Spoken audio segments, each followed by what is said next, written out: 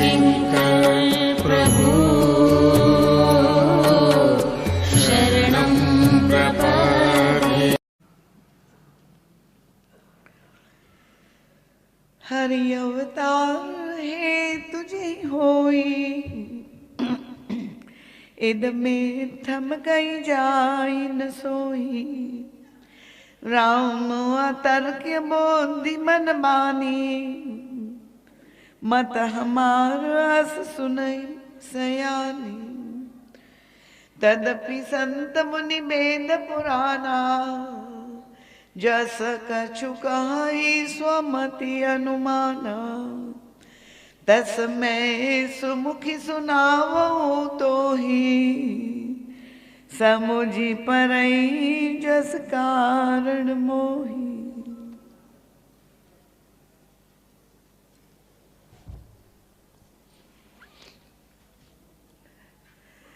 प्रभु की मंगलमय दिव्य नाम स्मरण के साथ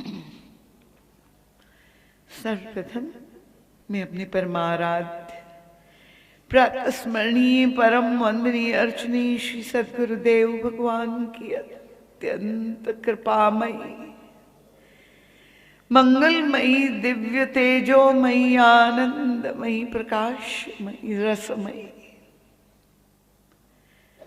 विराट चिन्मयी उपस्थिति को यहाँ पर प्रत्यक्ष रूप से अनुभव करती हूँ और श्री सद्गुरुदेव भगवान के परम कृपामय कोमल कल्याणप्रद पुनीत पाद पद्मों में अपनी प्रणति अर्पित करते हुए सिर रखकर साष्टांग दंडवत प्रणाम करती हूँ और यही गुरु चरणारविंद में अंतर हृदय से प्रार्थना करती हूँ, आप ही का एक अत्यंत लघु यंत्र बनकर आप ही का संदेश सभी भक्तों के समक्ष रख सकूं, ऐसी बल बुद्धि विद्या और विवेक देने की कृपा करें।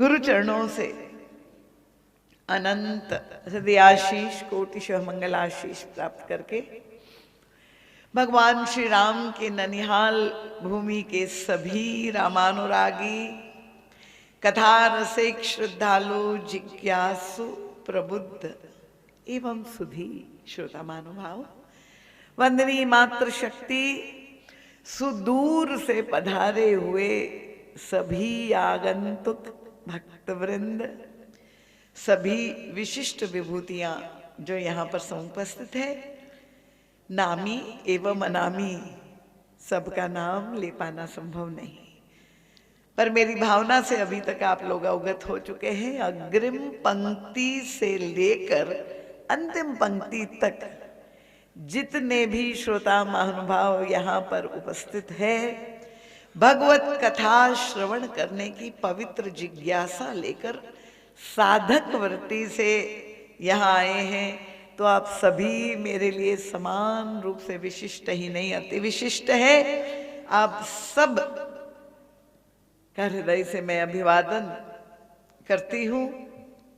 आयोजक परिवार सोनी परिवार के सभी सदस्य वृंद और विशेष रूप से प्रसन्नता हो रही है आज के मुख्य अतिथि के रूप में आदरणीय पाली दंपत्ति अपना मूल्यवान समय निकाल करके आप यहाँ पधारे और श्री सुरेश जी केजरीवाल दंपत्ति का भी मैं हृदय से स्वागत करती हूँ और डॉक्टर DK शर्मा, ये भी दोनों दंपत्ति यहाँ पर नित्य प्रति आपका जो आगमन हुआ इस मौसम के विपर्य में भी आपने यहाँ उपस्थित होकर कथा की रसानुभूति की।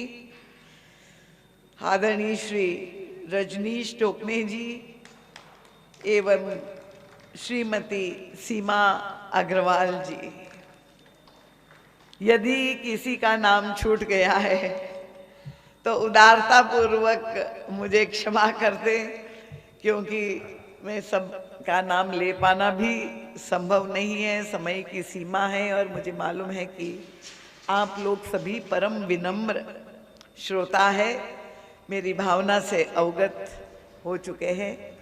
सब के चरणों में बार बार पुनः पुनः नमन, वंदन और प्रणाम करती हूँ। हमारे परम कृपामय गुरुदेव एवं श्री राघवेंद्र सरकार की ये युगल कृपा के फलस्वरूप और आप सभी जिज्ञासु भक्तों की हृदय की प्रार्थना के फलस्वरूप ये त्रिदिवसीय पवित्र अनुष्ठान आज विश्राम की ओर बढ़ रहा है। और बड़े विस्तार से, क्योंकि हमारे प्रिय शिष्य भैया जितेंद्र जी सोनी ने सबके प्रति कृतज्ञता ज्ञापित एक न एक रूप में कर दी, इसलिए पुनरावृत्ति करने की आवश्यकता नहीं है। पर फिर भी आप सभी श्रोता जो सुदूर यात्रा करते हुए और इतना शीत, ये जो लहर, शीत की लहर और पराकाष्ठा प्रभु भी आपकी परीक्षा लेते रहे, पर फिर भी इतनी संख्या में आपकी उपस्थिति माने रखती है। क्योंकि ऐसी रूखी सूखी कथा जिसमें न नृत्य है, न संगीत है, न कोई जो है हंसी चुटकुले है, विशुद्ध जहाँ पर ज्ञान और भक्ति की चर्चा हो, उसमें भी अहिरवारा, चरोदा और पता नहीं कहाँ से 40-50 किलोमीटर से भक्त लोग नित्य आ रहे हैं। तो मैं समझती हूँ कि इस कथा की सफलता में प्रमुख जो सबसे महत्वपूर्ण आहुति है तो वो आप सभी श्रोताओं की है। और इसलिए आप ये वर्ष 2023 के आरंभ में ये जो ज्ञान यज्ञ का आयोजन यहाँ पर इस पवित्र प्रांगण में भगवान राधा कृष्ण जी के सानिध्य में संपन्न हुआ, तो यही प्रभु के चरणों में प्रार्थना है कि ये वर्ष आपके लिए पूरा मंगलमय हो और भगवत कथा और सामृत से आप लोगों को जैसा आनंद और धन्यता का बोध हुआ, वैसे वर्ष भर भगवान की कृपा आप पर बरसती रहे और आपके हृदय में श्रद्धा भक्ति वृद्धिंगत होती रहे। और अन्य जितने भी महानुभाव, क्योंकि हमारे रजनीश भैया सामने बैठे हैं, प्रचार प्रसार के लिए दूरस्थ लोगों को ये सूचना प्राप्त हो, उसमें उन्होंने अथक प्रयास किया। सभी पत्रकारों को जोड़ करके और मीडिया के द्वारा भी, इलेक्ट्रॉनिक मीडिया, प्रिंट मीडिया, सबका नाम लेना पाना संभव नहीं। तो ये भी आपकी जो आहुति है वो महत्वपूर्ण है और आपके प्रति भी मैं बहुत बहुत हृदय से मंगल कामना आशीर्वाद व्यक्त करती हूँ। हमारे ये केजरीवाल दंपति, उन्होंने भी जिस उदारता का परिचय दिया, क्योंकि ये मंदिर का जो निर्माण हुआ है, यद्यपि वो ईंट पत्थर संगमरमर से हुआ है और प्रभु की प्राण प्रतिष्ठा भी हुई है, पर प्रभु को भी प्रसन्नता तब होती है जब भक्त लोग अपनी भावना ले करके यहाँ पधारते हैं। तो बड़े भावुक केजरीवाल जी, मैंने देखा कि उनकी आंखों में तो अश्रुपात हो रहा था। तो उनके प्रति भी मैं बहुत बहुत हृदय से मंगल कामना व्यक्त करती हूँ। और सौभाग्यवती सीमा जी ने भी एक सेतुत्व का कार्य किया, क्योंकि जिस दिन मैं यहाँ आई थी तो माँ रानी सती दादी का मंगल था और उस मंगल में मैं भी सम्मिलित हो गई। और वास्तव में ये दादी का ही की कृपा है कि ये मंगल जो है 3 दिन तक यहाँ होता रहा। रही बात शिष्य परिवार, जितने भी सदस्य है, क्योंकि सबका नाम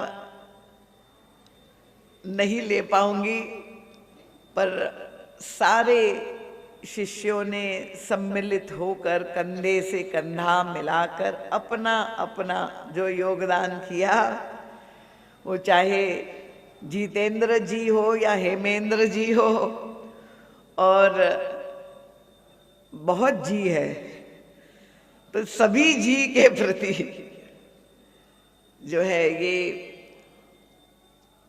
आपको एक अवसर मिला कि आप अपने जीवन में धन्यता करें, जो है सेवा के द्वारा, राम भक्तों की सेवा के द्वारा। और विशेष रूप से आयोजक परिवार सौभाग्यवती अन्नपूर्णा जी और श्री शिव कुमार जी सोनी, पूरे परिवार के साथ सभी इष्ट मित्र वृंद, मुझे लगता है कि 4 पीढ़ियां यहाँ पर विद्यमान है। सभी ने अपने अपने ढंग से आनंद लिया और दिया। और केवल अन्नपूर्णा जी ने भोजन का ही आनंद नहीं दिया, पर आपके कानों को भी भोजन मिले, ये कथा श्रवण का भी व्यवस्था जो उन्होंने की। शायद मुझसे कोई नाम छूट रहा है। अच्छा अच्छा,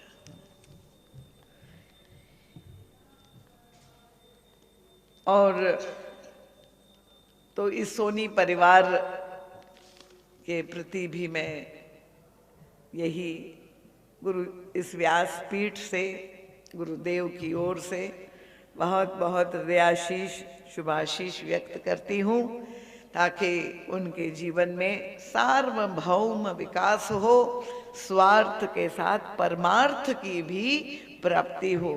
यही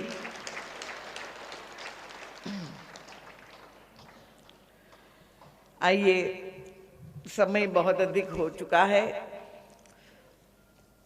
और संक्षेप में कुछ सूत्र आपके सामने रखने का प्रयास करूंगी।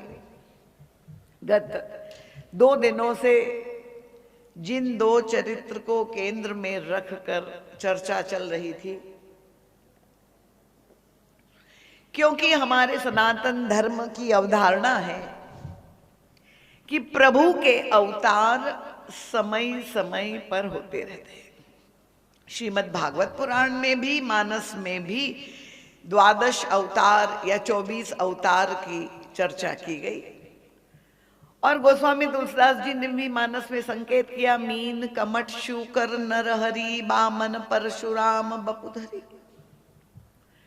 पर इन सारे अवतारों की श्रृंखला में भगवान परशुराम जी से लेकर जितने भी अवतार पूर्व अवतार थे, वे निवृत्ति परायण अवतार थे।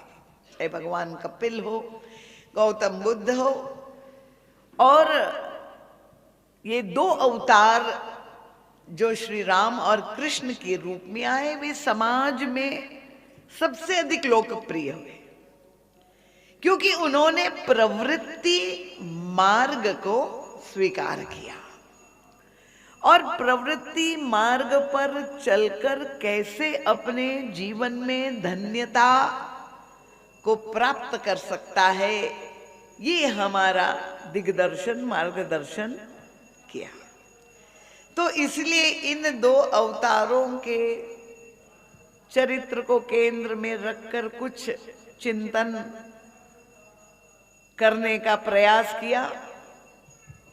और नित्य प्रति मैं यही दोहराती हूं कि भक्तों के हृदय में अपनी अपनी भावना के अनुसार निष्ठा हो सकती है इष्ट के प्रति।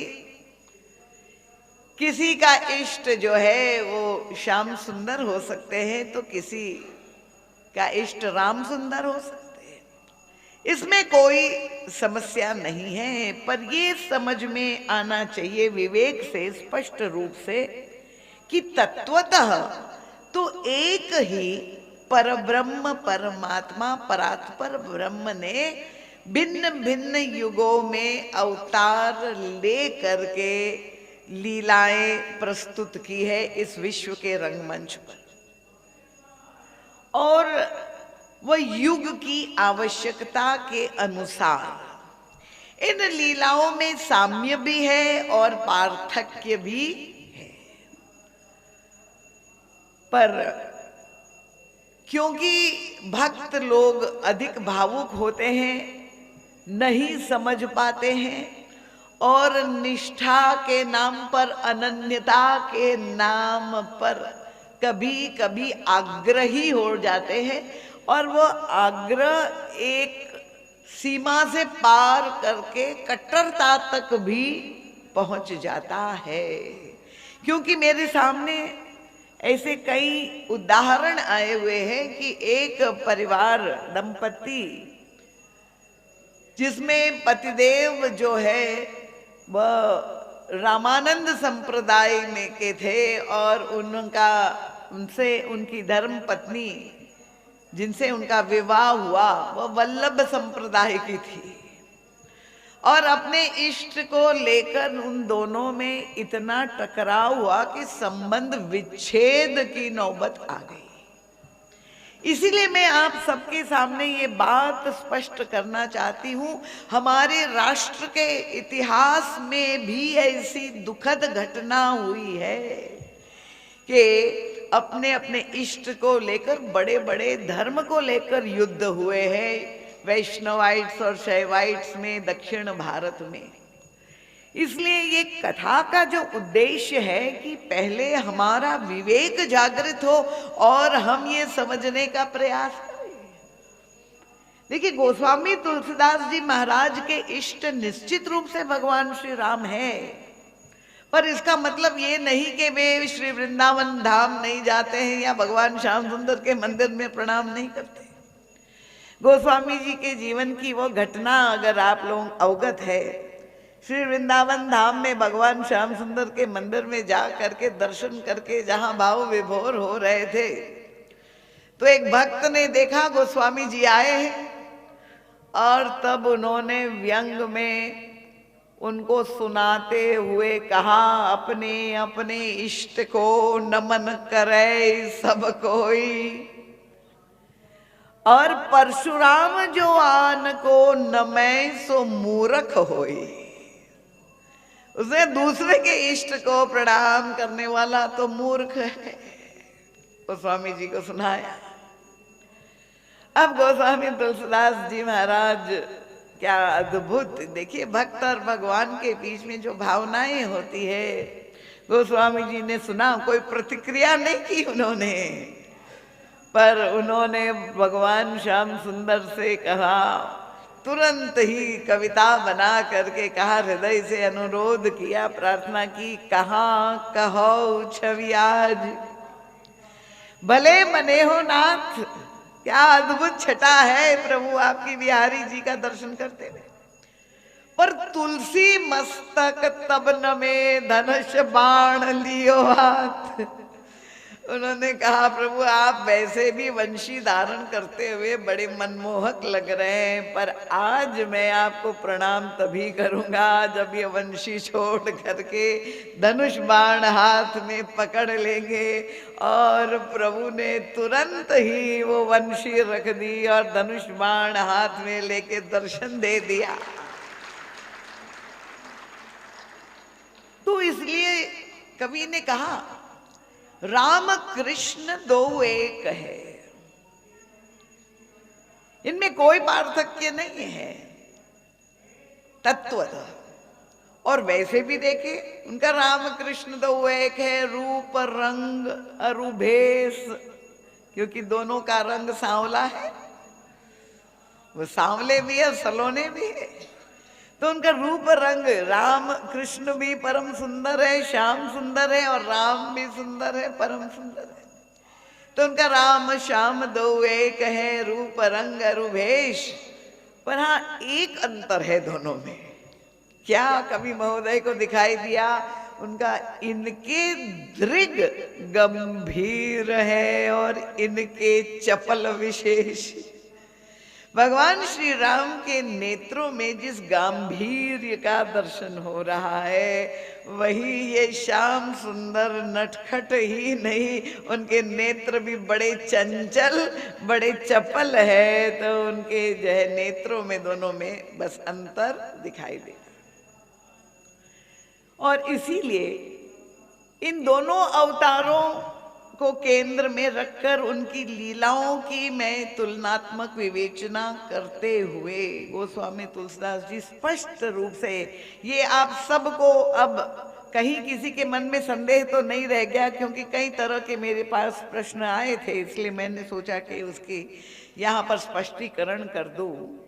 गोस्वामी तुलसीदास जी ने कहा कि जथा अनेकन वेश धरी नृत्य करे नट कोई। समझाने के लिए दृष्टांत किसका दिया? उनका जैसे फिल्म में कलाकार होता है, कोई कलाकार बहुत आपको प्रिय हो, मैं तो नाम नहीं जानती, देखती नहीं हूं, पर एक हाँ नाम है अमिताभ बच्चन, क्योंकि वो तो प्राचीन अर्वाचीन दोनों ही है, एवरग्रीन कलाकार है। तो उनका जथा अनेकन वेश धरी नृत्य करई नट कोई, सोई सोई भाव दिखावई आप ही होई न सोई।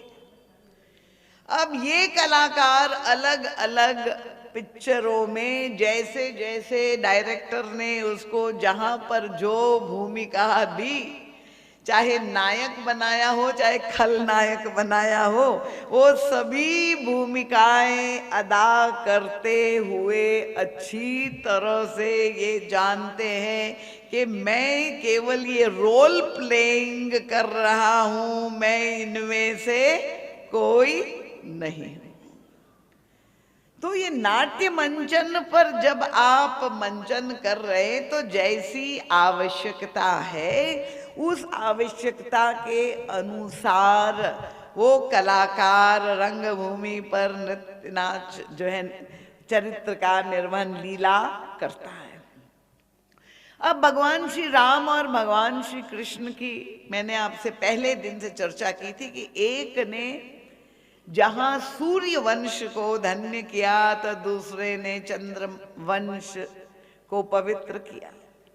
और उसका उद्देश्य ये है कि सूर्य जहां आत्म तत्व का प्रतीक है, और हमें ये जो मनुष्य शरीर प्राप्त हुआ है उसका उद्देश्य ही यही है कि हम साधना करके अपना ये जो वास्तविक परिचय है, मैं आत्मा हूँ, ये जीवात्मा अपने वास्तविक स्वरूप को, आत्म तत्व को जानने का प्रयास करे। और इसलिए भगवान श्री राम ने इस सूर्य वंश में जो है प्रकट हो करके लीलाएं की, जहां भगवान श्री कृष्ण ने चंद्रवंश और चंद्रमा मन का प्रतीक है। तो ये मन का जो स्वभाव है अत्यंत चंचल है, और ये आत्म तत्व की अनुभूति में सबसे बड़ा बाधक अगर कोई बनता है तो वो हमारा मन ही है। और दूसरी ओर साधक भी बहुत बड़ा हमारा मन बन सकता है। मन एव मनुष्याणाम कारणम बंध मोक्षयो, उनका ये दोनों भूमिकाएं मन की है। और इसलिए ये मन की जो चंचलता है, भगवान श्री कृष्ण ने इस वंश में प्रकट होकर के दिखा दिया कि क्या तुम्हारा मन चंचल होगा, जितनी चंचलता मुझ में है मैं दिखा देता हूँ। और प्रभु ने वह जो लीलाएं उपस्थित की, ये चंचल मन को अपनी ओर आकर्षित करने के लिए, क्योंकि सहज रूप से व्यक्ति का मन भगवान से दूर भागता है, पर प्रभु ने ऐसी लीलाएं करके इस मनुष्य के मन को अपनी ओर आकर्षित करने के लिए ये जो मधुर लीलाएं प्रस्तुत की, ये उद्देश्य था। तो प्राकट्य से ही हम देखें, जब भगवान राम को अवतार लेना था, किस तिथि पे प्रभु प्रकट हुए? क्योंकि मुझे चैतन्य श्रोता चाहिए। नवमी तिथि। बहुत अच्छा। बस ऐसे ही आप, मैं पूछती जाऊं, आप उत्तर देते जाइए, तब मुझे लगे कि कथा पहुंच रही है आप तक। अब वैसे तिथियां अगर आप देखें, प्रतिपदा से लेके, दो पक्ष है, दोनों पक्ष में प्रतिभात से लेकर जो है 15 तिथियां आती है, पूर्णिमा या अमावस्या, दोनों शुक्ल कृष्ण पक्ष में। भगवान को अवतार लेना था, किस तिथि में मैं प्रकट हो? तो नवमी तिथि को भगवान श्री राम ने धन्य किया। ये नवमी का ही चुनाव क्यों किया? तो आप सब जानते हैं कि 9 का जो अंक है वह पूर्ण अंक है। नवमी, 9 का पहाड़ा आप जानते हैं, गोस्वामी तुलसीदास जी ने दोहावली में बहुत सुंदर संकेत किया कि ये ऐसा विलक्षण अंक है, क्योंकि पूर्ण पुरुषोत्तम को प्रकट होना है तो पूर्ण तिथि का ही उन्होंने चुनाव किया। कितना ही 9 का पहाड़ा, दुगुना तिगुनो चौगुनो पंच षष्ठ और 7, 8 ते पुनि 9 गुनो, तो 9 के 9 रही जात, वो पूर्ण एक रस अंक है। पर हमारे गुरुदेव तो सबसे बात कर लेते हैं। तात्विक अर्थ तो है, पर उसमें एक भावनात्मक रसमयी बात भी है। क्योंकि नवमी तिथि से महर्षि ने जाके पूछा कि तुम्हें ये कैसे सौभाग्य प्राप्त हुआ, और नवमी ने जो बताया वो भी हमारा गुरुदेव ही सुन पाए। नवमी ने बताया कि प्रभु ने 15 तिथियों को आवाहन किया, सब प्रकट हो गई उनके सामने हाथ जोड़ करके, और प्रभु ने कहा सबको अपनी अपनी विशेषता बताओ। तो प्रतिपदा से शुरू हुआ। उसने कहा मैं सबसे पहली आती हूँ, प्राथमिकता मुझे सबसे महत्वपूर्ण। और फिर द्वितीया ने अपनी, सबने अपनी अपनी महत्व किया, अपनी महिमा बताई। जब नवमी का अवसर आया तो वो बिल्कुल चुप रह गए, कुछ नहीं बोले। प्रभु ने कहा देखो सब लोग, पूर्णिमा ने अपनी विशेषता बताई, चतुर्दशी ने इत्यादि, नवमी कुछ नहीं बोल रही है। प्रभु ने कहा कि ये बताओ, सबने अपनी महिमा बताई, तुम भी अपनी जो विशेषता है बताओ। नवमी ने कहा मुझ में कोई विशेषता हो तब तो बताओ, मुझ में तो किसी भी प्रकार की विशेषता नहीं, मैं तो रिक्ता तिथि हूं, खाली हूं, मुझ में कोई विशेषता नहीं। प्रभु ने कहा अच्छा तुम रिक्ता हो तो फिर भरा तो उसी बर्तन में जा सकता है जो खाली हो। जो भरा हुआ छलाछल बर्तन होता है उसमें भगवान भी चाह करके कुछ कृपा नहीं डाल सकते। तो जो रिक्ता तिथि है अपने आप में पूर्ण होते हुए भी इतनी विनम्र है कि वो कहते मुझ में किसी भी प्रकार की विशेषता नहीं। धन्य किया नवमी। नवमी तिथि मधुमास पुनीता, शुक्ल पक्ष अभिजित हरिप्रीता। और भगवान श्याम सुंदर को आना था। वे किस तिथि पे आए? अष्टमी। बहुत अच्छा। अब अष्टमी तिथि को भगवान श्याम सुंदर ने धन्य क्यों किया? महाराज जी कहते हैं ये 8 का जो अंक है वो प्रकृति का अंक है। क्योंकि ईश्वर कौन है? प्रकृति पार पुरुष ब्रह्म है। वो प्रकृति पार पुरुष को जब प्रकृति में प्रकट होना है तो प्रकृति का जो स्वभाव है वो 8 के अंक में प्रकट होता है। कैसे? देखिए, गोस्वामी तुलसीदास जी की अपनी शैली है। ये तो परम पूज्य महाराज श्री ने अष्टमी से भी पूछा। देखिए, 8 का जो पहाड़ा है, आप लोग सभी गणितज्ञ भी है, जानते ही हैं कि 8 को दूना करेंगे क्या हो जाएगा? 16। बहुत अच्छा। 6 और 1 कितना हुआ? 7। 8 को तिगुना कर देंगे 24, 2 और 4 6 हो गया। और 8 को 4 चौगुना कर देंगे, 8 चौकू 32, 3 और 2 5। तो ये 8 का जो पहाड़ा है क्रमशः इंगित करता है कि वो घटता जाता है। और इसका मतलब क्या हुआ कि प्रकृति कभी एक रस नहीं हो सकती।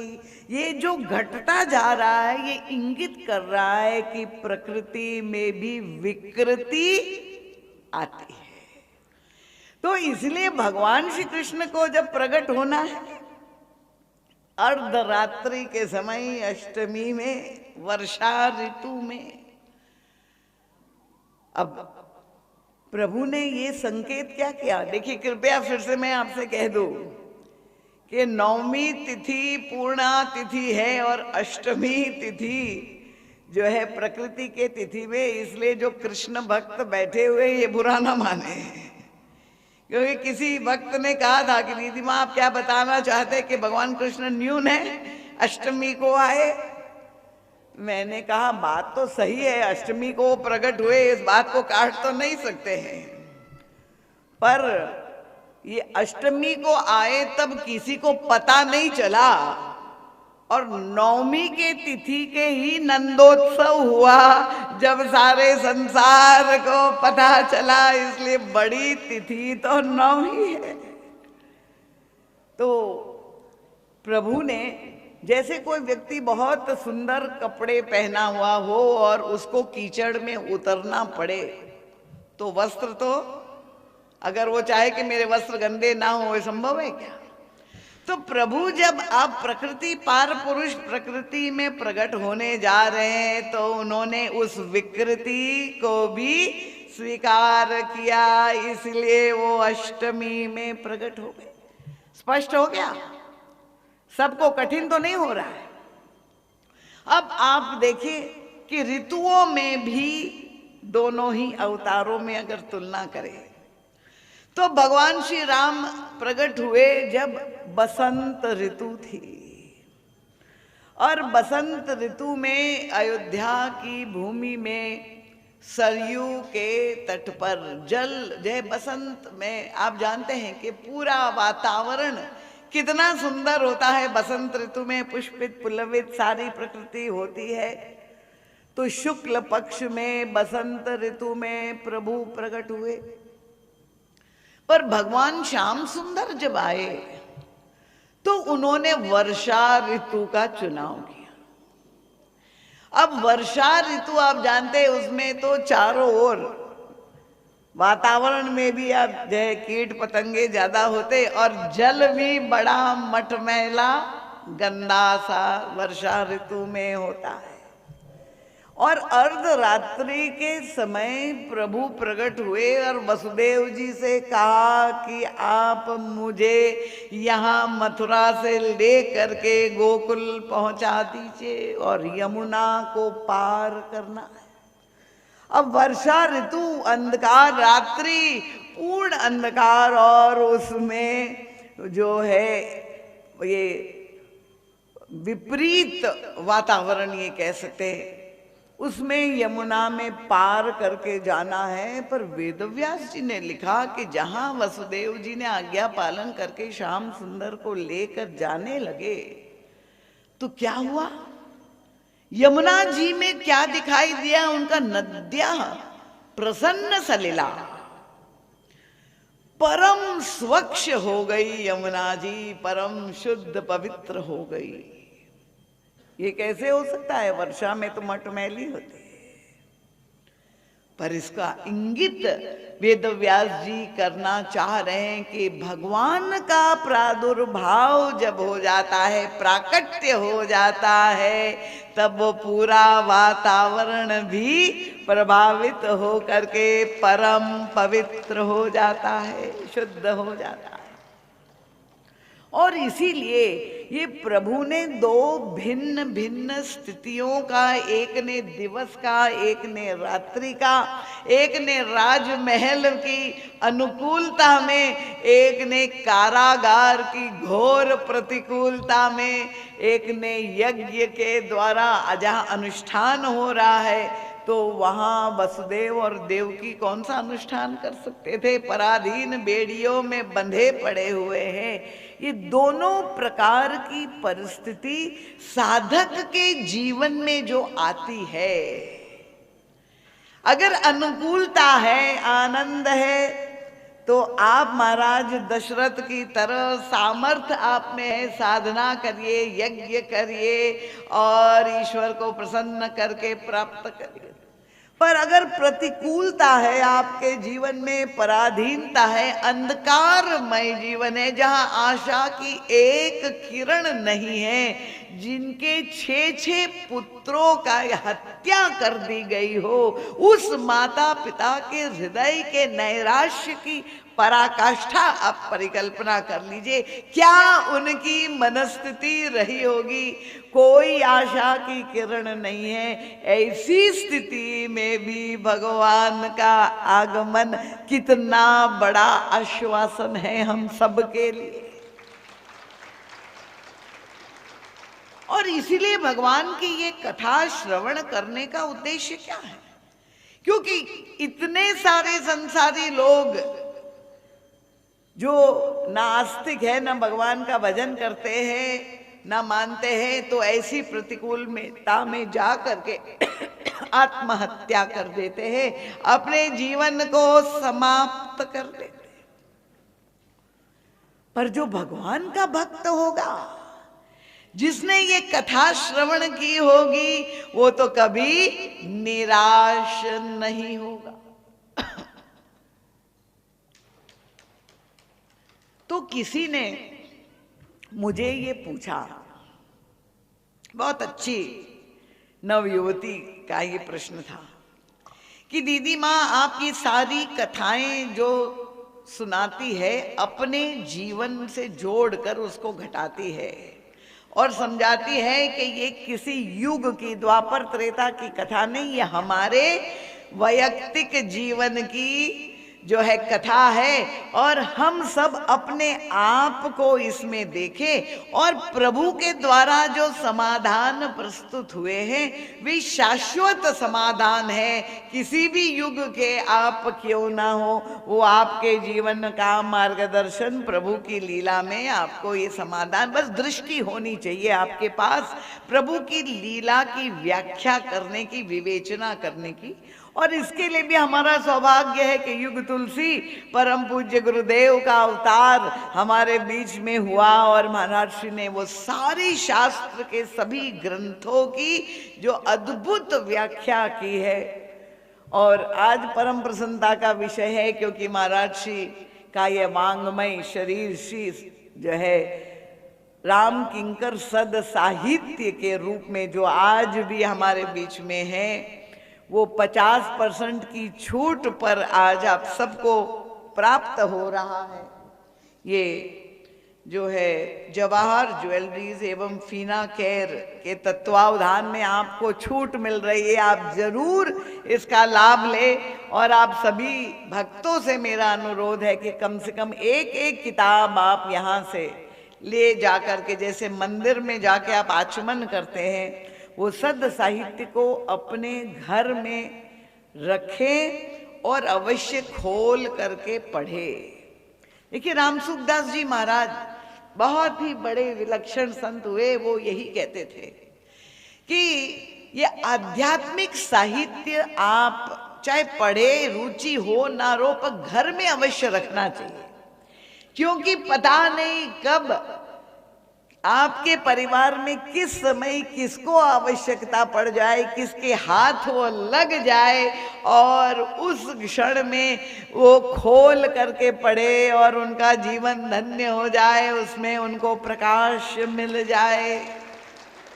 इसलिए मैं कोई मार्केटिंग नहीं कर रही हूँ, आपसे निवेदन कर रही हूँ कि आज ये जो छूट आप लोगों को प्राप्त है उसका अवश्य लाभ लीजिए। ये भी एक प्रकार का ज्ञान दान ये जो है दोनों संस्थाओं के द्वारा है।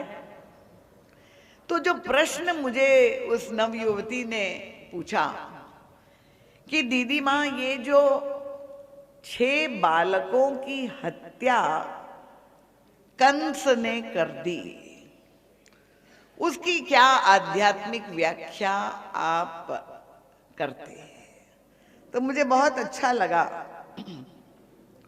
तो ये जो 6 बालक का वध कंस के द्वारा हुआ, कृपया थोड़ा प्रसंग गंभीर हो सकता है, प्रारंभ में आपको मैंने सावधान नहीं किया, शीताधिक्य है मैं समझती हूँ, पर आप मन बुद्धि चित्त को एकाग्र करके श्रवण करें और तालियां बजाते रहेंगे तो गर्मी आती रहेगी, एक्यूपंक्चर और एक्यूप्रेशर भी होता रहेगा। हमारे पंकज भैया बड़े प्रसन्न हो रहे हैं। तो जो है ये 6 बालक हमारे गुरुदेव कहते हैं वो साधक के जीवन की षड गुण, षड संपत्ति जिसे कहते हैं उसकी ओर इंगित करते हैं। ये 6 प्रकार के गुण साधकों के जीवन में होते हैं। ये 6 गुण क्या है? उनका सम, जम, तितिक्षा, उपरति, श्रद्धा और समाधान। ये साधक की षट संपत्ति अध्यात्म में मानी जाती है। तो ये षड गुण का वध हो जाने का द्वारा क्या संकेत किया? अब आप सब जानते हैं कि समाज में किसका सम्मान होता है? जो व्यक्ति गुणी होता है, जिसमें बड़े गुण होते हैं, अच्छी बड़ी प्रतिभा होती है, उसका सम्मान होता है, सब लोग उसको पूछते हैं। और इसीलिए आप लोग अपने बच्चों को पढ़ने के लिए भी जो है बिजनेस मैनेजमेंट बड़ी 20 स्कूल्स में पढ़ने के लिए, विदेश भी पढ़ने के लिए भेजते हैं कि तरह तरह की योग्यता, उसमें क्वालिफिकेशंस, उसमें क्वालिटीज आ जाए और उसकी पर्सनालिटी का डेवलपमेंट हो। पर ये गुण, अब देखिए हमारे ये पाश्चात्य धारणा है, पर हमारे अध्यात्म विज्ञान की धारणा क्या है कि गुण होना तो बहुत अच्छी बात है और साधक पूरे जीवन यही तो प्रयास करता है कि एक के बाद एक गुण को अर्जित करे। और कितनी कठिनाई से गुण अर्जित होता है। अगर एक व्यक्ति ने निर्णय किया मैं बॉडी बिल्डर होना चाहता हूं, तो कितने वर्षों तक वो जिम्नासियम में जाके क्या क्या प्रोटीन फूड खाएगा, तब जा करके उसके ये बाइसेप्स ट्राइसेप्स बने। अगर कोई स्विमर बनना चाहता है और उसमें गोल्ड मेडल ले या कोई भी खिलाड़ी हो, तो एक गुण, अगर कोई गायक भी बनना चाहता है कि मैं भी लता मंगेशकर बन जाऊं, तो उसको कितना रियाज और साधना करनी पड़ती है। तो यही साधक प्रयास करता है, पूरा जीवन यही है कि वो एक के बाद एक गुणों को अपने जीवन में गुणों का सृजन हो और दोषों का विसर्जन हो। यही तो साधना। पर समस्या क्या है कि गुण आते तो है बड़ी कठिनाई से, एकत्रित भी करते हैं, पर ये गुण स्थायी नहीं रहते। क्यों स्थायी नहीं रहते हैं? उन्होंने कहा कि ये कंस कौन है? ये कंस है अभिमान का प्रतीक। प्रतीकात्मक व्याख्या साधक के जीवन में। तो गुण जब आता है, गुण के साथ पूरी संभावना है गुणाभिमान प्रकट हो जाता है। एक गुण आया नहीं और मैं ही गुणी हूं, ये गुणाभिमान जब आ गया तो ये कंस क्या करता है कि उस गुण को मार डालता है। तो भागवत में ये कंस अभिमान का प्रतीक है और त्रेता में मानस में कुंभकर्ण अभिमान का प्रतीक है। तो कुंभकर्ण भी युद्ध करने जब जाता है तो रावण पूछता है कि तुम्हारे साथ कितनी सेना भेजे। उसने कहा किसी की जरूरत नहीं, मैं अकेला ही काफी हूं। और वो युद्ध में आप अगर लंका कांड ध्यान से पढ़ा होगा कि सारे बंदरों को एक साथ, कोटि कोटि बंदरों को वो खा जाता है। तो अभिमान जब व्यक्ति के जीवन में आता, ये सबसे बड़ा शत्रु है। साधक का पतन अवश्य होता है, वो गुण स्थायी नहीं रह पाता। और इसीलिए भगवान श्री कृष्ण के प्राकट्य के पहले जितने भी गुण प्रकट हुए वो सारे के सारे गुणों को कंस ने मार डाला। और इसका तात्पर्य क्या हुआ कि हमारी सनातन धर्म का दृष्टिकोण क्या है, भक्तों का दृष्टिकोण क्या है। क्योंकि हम गुणों को अर्जित करने के लिए पूरा जीवन निकाल दे और अभिमान आकर के उस गुण को निगल जाए तो पूरा जीवन व्यर्थ चला गया। इसलिए भक्त लोग क्या करते हैं कि हम तो भगवान को प्राप्त कर ले, और जब भगवान हमारे जीवन में आ जाएंगे तो सारे गुण अपने आप उनके पीछे पीछे चले आए। इसीलिए देखिए ये जीवन दर्शन, आप देखिए कई बार लोग ये प्रश्न मुझे कहते हैं कि दीदी माँ ये व्यक्ति बहुत अच्छा है, उसका व्यवहार बहुत अच्छा है और सबके साथ वो करता है बहुत अच्छे से, विनम्र है, पर वो भगवान में बिल्कुल नहीं मानता है, वो नास्तिक है। तो इसमें कोई बुराई है क्या? वो भगवान में नहीं मानता है पर है तो बहुत अच्छा। तो गोस्वामी तुलसीदास जी महाराज से भी ऐसा ही एक प्रश्न एक भगत ने किया। किसी एक व्यक्ति के गुणों की चर्चा करते हुए कि इतने श्रेष्ठतम गुण हैं उसमें, ऐसा लगता है कि विलक्षण प्रतिभा युक्त व्यक्ति है। तो गोस्वामी तुलसीदास जी ने कवितावली रामायण में बहुत सुंदर पद लिखा। उन्होंने कहा कि ये बताओ क्या विशेषता है उनका? काम सो रूप, प्रताप दिनेश सो।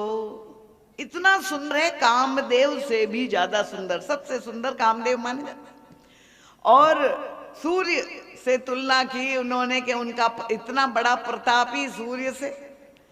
तो काम सो रूप प्रताप दिनेश सो, सोम से शील गणेश से माने, हरिश्चंद्र सो दानी, बड़ो विधि से मगवा सो महीप विषय सुख साने, सुख ते मुनि सारद ते वक्ता, चिर जीवन लोमश ते अधिकाने। 10 गुण संपन्न ये व्यक्ति है। उसकी व्याख्या मैं नहीं करूंगी क्योंकि समय बहुत अधिक हो रहा है। आप लोग महाराज जी के सत साहित्य को अवश्य ले।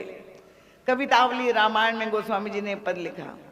उनका इतना प्रतिभाशाली व्यक्ति है जो ये सारे जो है अलग अलग नाम उन्होंने लिए, इन सब की विशेषता उस एक व्यक्ति में है।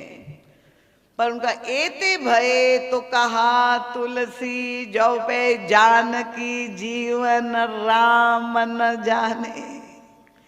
ये कितना ही सद्गुण संपन्न व्यक्ति क्यों न हो, जो है वो कामदेव से भी सुंदर हो, प्रतापी हो, सरस्वती जैसी वक्तृत्व कला हो, गणेश जी जैसा विवेक हो, इंद्र के जैसा वैभवशाली हो, कितने ही सद्गुण संपन्न हो, पर अगर उसके हृदय में भगवान के प्रति अनुराग नहीं है, श्री राम के चरणों में प्रीति नहीं है, तो मेरी दृष्टि से ये व्यक्ति किसी काम का नहीं है।